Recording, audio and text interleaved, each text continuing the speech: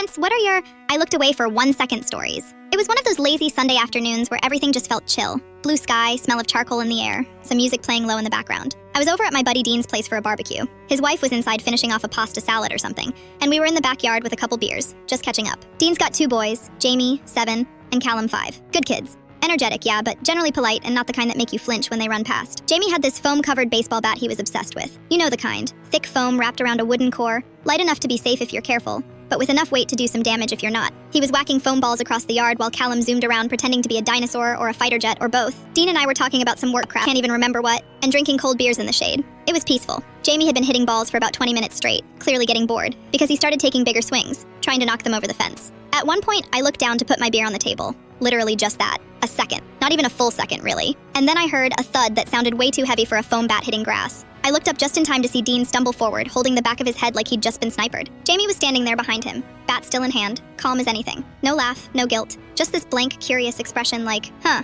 that worked better than I thought it would. Dean let out this dazed, slurred, "What the hell?" and turned to figure out who'd just nearly knocked him unconscious. As he did, Callum made his move. With all the grace of a cartoon villain, he darted to the table, snatched Dean's beer, and started chugging. And I don't mean he took a sip or two before someone noticed. I mean full-on, head back, open throat chugging. Like he was trying to win a frat house bet. He looked so small holding that bottle, but he was committed. It was surreal. I froze for a beat, brain not quite catching up, and by the time I lunged across the table to grab it, the kid had downed 2/3 of it. Dean was still spinning around, one hand to his head, trying to process what just happened. I'm holding a dripping beer bottle in one hand and trying to assess if his 5-year-old was now legally wasted. Dean finally turns around, sees Callum wiping his mouth with his sleeve, and Jamie still gripping the bat like Babe Ruth. He just stares at both of them. What the actual... That's when Callum burped. Loud, deep, like a man 3 times his size. Then he giggled, staggered sideways into a lawn chair, and sat down like he was in Vegas. Dean looked at me. I looked at Dean. We didn't say anything for a moment, just stood there blinking at each other like maybe we were both hallucinating. Said Dean touched the back of his head again and winced. Did he hit me with the bat, right? Full swing, I said, like he was aiming for a home run.